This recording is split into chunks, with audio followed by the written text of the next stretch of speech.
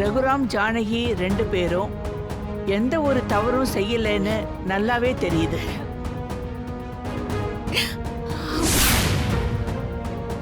இந்த வழக்கு முழுக்க முழுக்க ரகுராம் ஜானகி மேல் இருக்கும் பகையை தீர்த்துக்கிறதுக்காக பழிவாங்கும் எண்ணத்தோட ஜோடிக்கப்பட்ட வழக்கு என்பது உறுதியாகிறது. அதனால ரகுராம் ஜானகி மேல சுமத்தப்பட்ட குற்றத்தில் இருந்தும் இந்த வழக்கில் இருந்தும் அவர்களை விடுதலை செய்கிறேன்.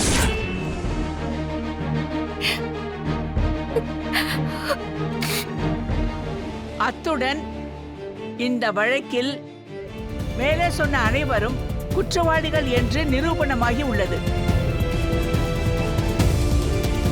அவர்களை இயக்கியது புவனேஸ்வரிதான் என்று அவர் மேல் குற்றச்சாட்டு எழுந்துள்ள நிலையில் அவரை உடனே கைது செய்து போலீஸ் காவலில் வைத்து விசாரணை செய்ய போலீஸ் துறைக்கு உத்தரவிடுகிறேன்.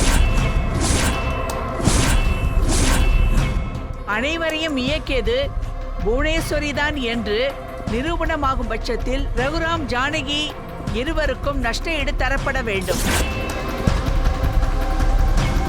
இடிந்த கட்டிடத்தை மீண்டும் கட்டித்தர வேண்டும்.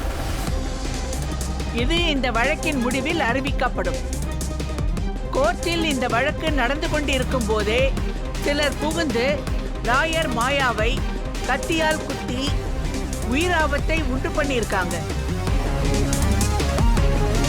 அவர்களுக்கு சரியான சிகிச்சை கொடுத்து அவர்களை முழுமையாக குணப்படுத்த வேண்டும் என்று இந்த கோர்ட் உத்தரவிடுகிறது. அத்தோடு அந்த குற்றவாளிகளை கைது செய்து விசாரித்து இந்த குற்றச் செயலுக்கு காரணமானவர்களையும் கைது செய்து விசாரித்து இந்த நீதிமன்றத்தில் ஒப்படைக்க வேண்டும் என்று காவல்துறைக்கு உத்தரவிடுகிறேன்.